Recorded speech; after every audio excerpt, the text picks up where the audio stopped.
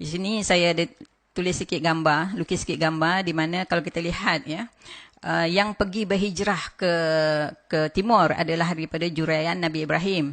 Ya, Nabi Ibrahim daripada keturunan Keturah. Kalau kita lihat kat sini, yang pergi berhijrah ke timur ya. Dalam buku saya saya tulis lebih detail lagi cerita dia. Dan sini adalah Ur ni adalah perkampungan Nabi Ibrahim. Kalau kita lihat ni, ini gambar saya buat sendiri. Di Ur ni, lepas tu dia berhijrah pergi ke Palestin kat sini ya. Dan kita lihat daripada sinilah bersurainya bangsa-bangsa. Kalau kita lihat keturunan Nabi Ibrahim tu, ya, bukan keturunan, daripada Nabi Nuh. Daripada Nabi Nuh, anak Nabi Nuh yang berkulit hitam pergi ke Afrika, ya, yang Yafith pergi ke Eropah, yang Sem ni yang banyak menjadi nabi dan rasul dan berpindah ke timur ya. Ada saya tulis dengan lebih detail di dalam buku saya. Ini apa yang kita lihat ya, kita ketahui banyak dalam buku-buku sejarah yang mengatakan bangsa Aryan berhijrah daripada Kemboja. Kemboja ni adalah satu provinsi di utara Iran ya. Iran, Iraq tu, sebelah utara tu. Bila mereka pindah ke Cambodia hari ini ya, dia bawa nama tu sekali Kemboja. Jadi Kemboja tu adalah nostalgia daripada Kemboja di Iran, Iraq. Jadi sinilah bermulanya orang-orang Aryan ataupun orang-orang Arab bersemenda dengan aslian Melayu di sini. Jadi kalau kita lihat bahasa-bahasa semasa itu jugalah bahasa-bahasa Aryan yang dinamakan hari ini sebagai bahasa Sanskrit. Ya, diserap ke dalam bahasa Melayu. Bahasa Sanskrit bukanlah bahasa India, banyak orang silap faham. Sebenarnya bahasa India menyerap bahasa Sanskrit Arab. Dia mencedok, meminjam. Ya, oleh kerana India banyak menulis buku tentang Sanskrit, di sebelah sini, di sebelah semenanjung tanah Melayu, ingat Sanskrit itu kepunyaan India. Saya dah terangkan dalam buku saya, Sanskrit itu adalah bahasa Aryan, bahasa Timur Tengah, bahasa Finosia semasa zaman dahulu ya. Jadi bahasa antara perkataan yang kita gunakan hari ini yang bahasa Aryan itu adalah mukadimah, syurga, Perdana Menteri, iman, banyak ya.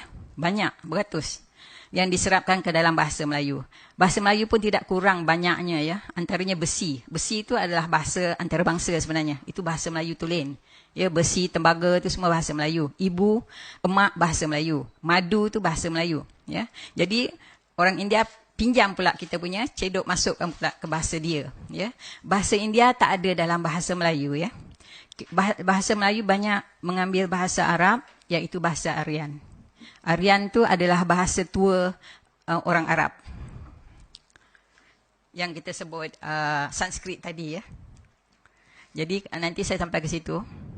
Jadi maknanya kalau orang India yang bawa bahasa Sanskrit tu kemari, kita dah bercakap bahasa India dah hari ini.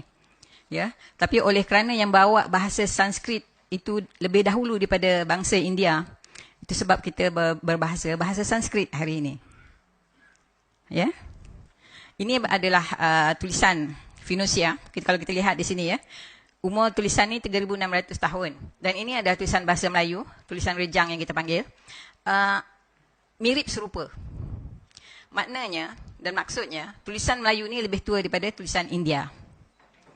Tapi apa yang kita belajar di sekolah hari ini, kononnya India yang dahulu dalam semua. Tamadun lah, tulisan lah, dia punya. Tapi tidak, sebenarnya kita yang dulu. Tulisan kita dulu, tamadun kita dulu. Ya, itu pasal kita punya tulisan ni seakan dia. Kalau kita lihat tulisan India dan tulisan Cina jauh berbeza daripada tulisan Arab ataupun tulisan Finosia pada zaman itu.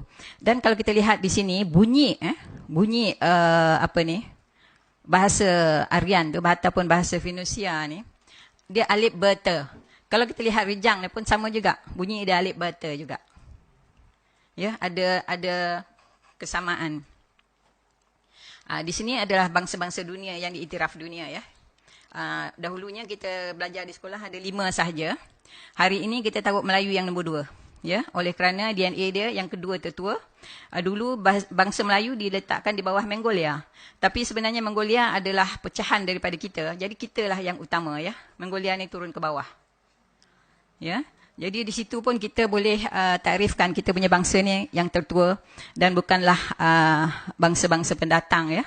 Kita ni bangsa asli dan bangsa yang bertamadun lebih awal daripada bangsa lain, ya.